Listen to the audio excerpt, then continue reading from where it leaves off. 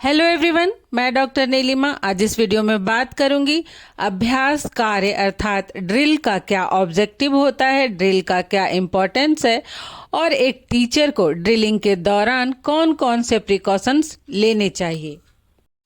Topic पर चर्चा करने से पहले संक्षेप में जानते हैं कि ड्रिल क्या है। ड्रिल के लिए एक वीडियो मैंने अलग से बना रखा है, आप चाहे तो उसे जाकर देख सकते हैं। तो ड्रिल का अर्थ होता है अभ्यास, और अभ्यास के लिए जब विद्यालयों में भाषा शिक्षण दिया जाता है तो उस समय उनके बुक में कई एक्सरसाइजेज दिए होते हैं जिसके आधार पर छात्र सीखे गए भाषा ज्ञान का अभ्यास करते हैं। अर्थात जब वो स्वर, वर्ण, व्यंजन सब सीख लेते हैं, संज्ञा, सर्वनाम, क्रिया, विशेषण इत्यादि सीख लेते हैं, तब फिर इन सबसे संबंधित शब्दों को जोड़ जोड़ कर वे वाक्य बनाना सीखते हैं और इन वाक्यों को बनाने के लिए उनसे अभ्यास कार्य करवाया जाता है। यही ड्रिल है और जब शिक्षक इस अभ्यास कार्य को करवाते हैं तो इसे ड्रिलिंग कहते हैं। अब आइए देखते हैं कि ड्रिलिंग के क्या उद्देश्य हैं। नंबर 1 है भाषा शिक्षण के उद्देश्य को प्राप्त करना। तो विद्यालय में भाषा शिक्षण का क्या उद्देश्य होता है? छात्रों में भाषा संबंधी विशेष कौशलों का ज्ञान देना और उससे संबंधित योग्यताओं को विकसित कर पाना। अभ्यास कार्य के दौरान भाषा शिक्षण के इस उद्देश्य को पूरा कर पाना संभव होता है। अर्थात केवल थ्योरी बता दिया जाए और फिर उसका अभ्यास नहीं करवाया जाए तो छात्र भाषा से संबंधित जो योग्यता है, कौशल है, उसे सीखने में दक्ष नहीं हो सकते। इसलिए भाषा शिक्षण के उद्देश्य को पूरा करने के लिए अभ्यास अत्यंत ही आवश्यक होता है। नंबर 2 है भाषाई कौशल का विकास करना। तो अभ्यास के द्वारा छात्र बोलने के नियम एवं सिद्धांत से भी परिचित होते हैं। जैसे वो थ्योरी तो सीख लेते हैं, लेकिन एक तरह से कहे कि अभ्यास जो होता है वो प्रैक्टिकल होता है। तो जब ये नियम सिद्धांत को जान लेते हैं और अपने प्रतिदिन के कार्यों में उसका उपयोग भी कुशलता से कर पाते हैं।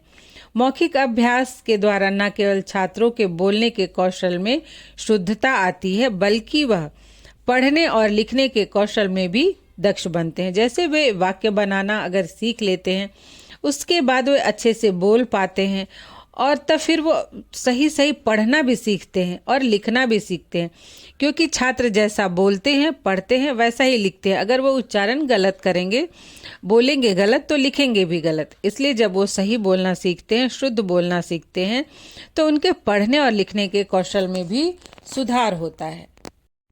नेक्स्ट है नंबर 3 संप्रेषण कौशल में दक्ष बनाना। तो जो छोटे बच्चे होते हैं, जब वो विद्यालय जाते हैं तो अपनी बातों को वो शिक्षक से स्पष्ट रूप से नहीं बोल पाते हैं।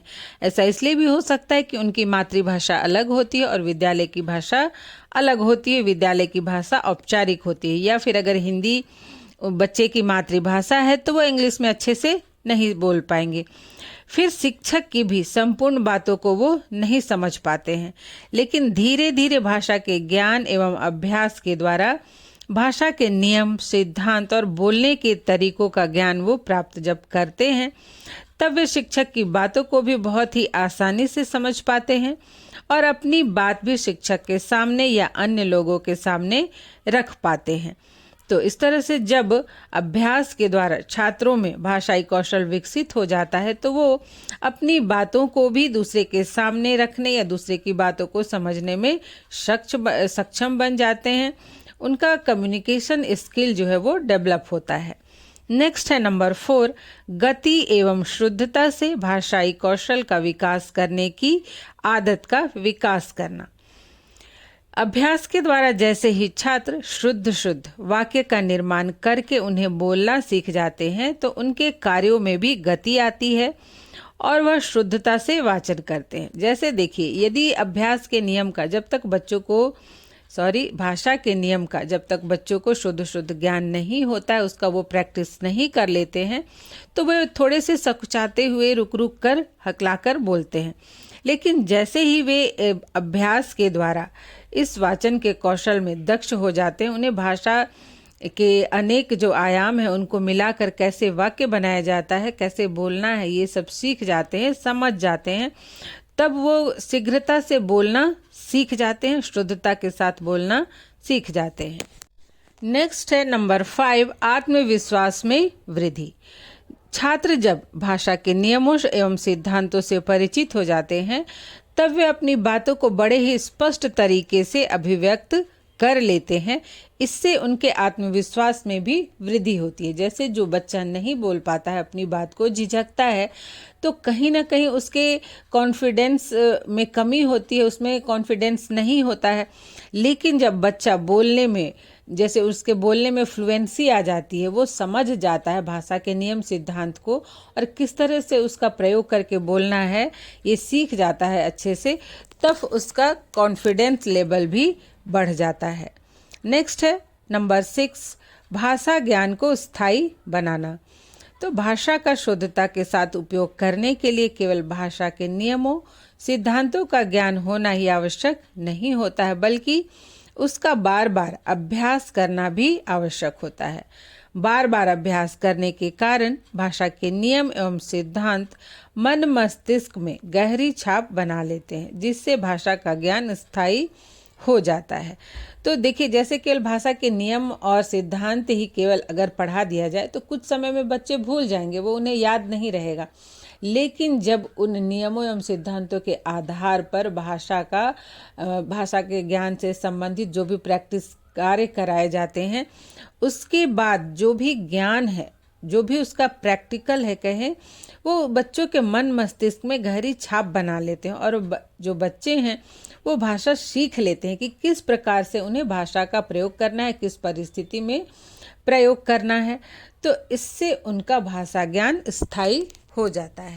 अब हम देखेंगे कि अभ्यास कार्य का क्या महत्व है। देखिए, जो उद्देश्य होता है उसी में थोड़ा सा मैंने हमेशा से बताया है, चेंज कर देंगे अगर सेंटेंस लिखने का तरीका, तो आप महत्व लिख सकते हैं। तो नंबर 1 है स्थायी भाषा ज्ञान। जैसे कि अभ्यास से छात्रों का जो भाषा ज्ञान है, भाषा से संबंधित जो भी ज्ञान है, वो स्थायी होता है। नंबर 2 है छात्रों की भाषा में रुचि। अगर जैसे कि बच्चे को जब कोई नई भाषा सिखाई जाती है तो वो उसे पढ़ने में बहुत ज़्यादा रुचि नहीं लेते हैं, या फिर आरंभ में रुचि लेते हैं लेकिन फिर बाद में उन्हें अरुचि होने लगती है। लेकिन यदि रोचक तरीके से अभ्यास कार्य करवाया जाए तो छात्र भाषा सीखने में रुचि लेते हैं। नंबर 3 है संप्रेषण कौशल में दक्षता। तो भाषा के अभ्यास कार्य से या भाषा संबंधी अभ्यास कार्य से छात्र संप्रेषण कौशल में दक्ष बनते हैं। नंबर 4 है भाषाई कुशलता का विकास, अर्थात छात्र स्वर वर्ण के उच्चारण, उनके नियमों, विराम, उतार चढ़ाव, भाव इत्यादि के साथ किस प्रकार से उन्हें कब कैसे बोलना है, ये सब कुशलता वो सीख जाते हैं। इन सब कुशलताओं का विकास उनमें होता है। नंबर 5 है व्यवस्थित एवं सुनियोजित चिंतन एवं तर्क शक्ति का विकास, अर्थात जब उनका भाषा ज्ञान स्थायी हो जाता है, वे भाषाई कौशल में दक्ष बन जाते हैं, तब वो किसी भी विषय से संबंधित जो भी उनका कार्य होता है वो सुनियोजित होता है। उनकी तर्क शक्ति का विकास होता है कि कब कहाँ कैसे बोलना है या लिखना है इत्यादि। नंबर 6 है व्यवहारिक जीवन में भाषा का शुद्धता के साथ प्रयोग। तो जब छात्र भाषाई कौशल में दक्ष बन गए, अर्थात बोलने, सुनने, पढ़ने, लिखने इत्यादि कौशल में जब वो दक्ष बन जाते हैं तो अपने व्यवहारिक जीवन में भी वे भाषा का शुद्धता से प्रयोग कर पाते हैं। अब देखें कि विद्यालय में ही जो बच्चे बहुत ही शुद्धता के साथ किस तरह से भाषा का प्रयोग करना है, कब कहाँ कैसे बोलना है, भाषा में उतार चढ़ाव कैसे हो, इन सब का ज्ञान प्राप्त कर लेते हैं, तो वे हर तरह की भाषा संबंधी प्रतियोगिताओं में पार्टिसिपेट करते हैं और वहाँ पर वो विनर भी बनते हैं। अब हम देखते हैं कि अभ्यास कार्य के प्रयोग में क्या क्या सावधानियां एक शिक्षक को बरतनी चाहिए। नंबर 1 है विषय वस्तु को सिखाने समझाने के बाद अभ्यास कार्य कराया जाना चाहिए। जैसे कि भाषा में मान लीजिए कि वर्णमाला का ज्ञान जब दे दिया गया, उसके उच्चारण का ज्ञान दे दिया गया, तब फिर उससे संबंधित अभ्यास कार्य को कम से कम विद्यालय में एक बार करवा देना चाहिए। किस तरह से उसका प्रयोग किया जाता है, उसके बाद अभ्यास कार्य कराना चाहिए। उसी तरह से संज्ञा, सर्वनाम, क्रिया विशेषण इत्यादि जब पढ़ाया जाए तो अच्छे से समझाकर उससे संबंधित अभ्यास कार्य एक बार कक्षा में करवाने के बाद ही उन्हें अभ्यास कार्य करने के लिए देना चाहिए घर में, या फिर क्लास में ही देना हो तो भी अच्छे से समझा कर कराना चाहिए। नंबर 2 है अभ्यास कार्य का समय निश्चित होना चाहिए, अर्थात कितनी देर कराना है ये समय निश्चित होना चाहिए। ऐसा नहीं कि अभ्यास कार्य करवा रहे हैं तो करवाते ही रहें। नंबर 3 है अभ्यास कार्य बहुत अधिक मात्रा में नहीं देना चाहिए, क्योंकि बच्चे बहुत अधिक एक ही कार्य को करने से ऊब जाते हैं और उन्हें अरुचि होने लगती है। नंबर 4 है अभ्यास कार्य के कठिन बिंदुओं पर विशेष बल देना चाहिए, अर्थात जब अभ्यास कार्य करवाया जा रहा हो तो उसमें जो कठिन बिंदु, अर्थात जैसे छात्र क्रिया का या विशेषण का किस तरह से कहाँ उपयोग करना है, ये सब नहीं समझ पाते हैं तो उस पर विशेष बल देना चाहिए। नंबर 5 है अभ्यास कार्य का व्यवहारिक उपयोग से संबंध होना चाहिए, मतलब जो भी सिखाया जाए उस तरह के वाक्य बच्चे व्यवहारिक जीवन में सुनते हों, बोलते हों, तभी वो ज़्यादा रुचि लेते हैं सीखने में।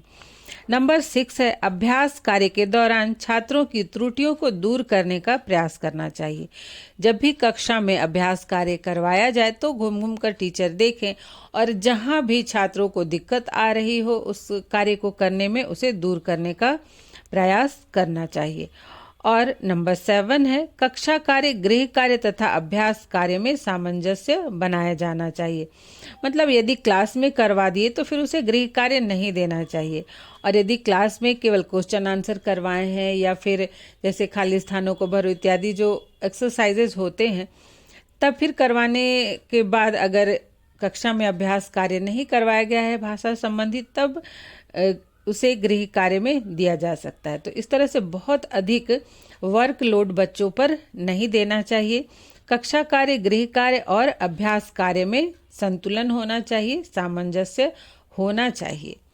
तो ये थे ड्रिल के उद्देश्य, महत्व और ड्रिलिंग के समय जो शिक्षक द्वारा सावधानियां अपनाई जाए उसके कुछ पॉइंट्स। आशा करती हूँ ये वीडियो आपके लिए हेल्पफुल होगा। अगर हेल्पफुल हो तो कमेंट करके बताएं और दूसरों को शेयर भी करें, इसके साथ लाइक भी करें। मिलते हैं नेक्स्ट वीडियो में।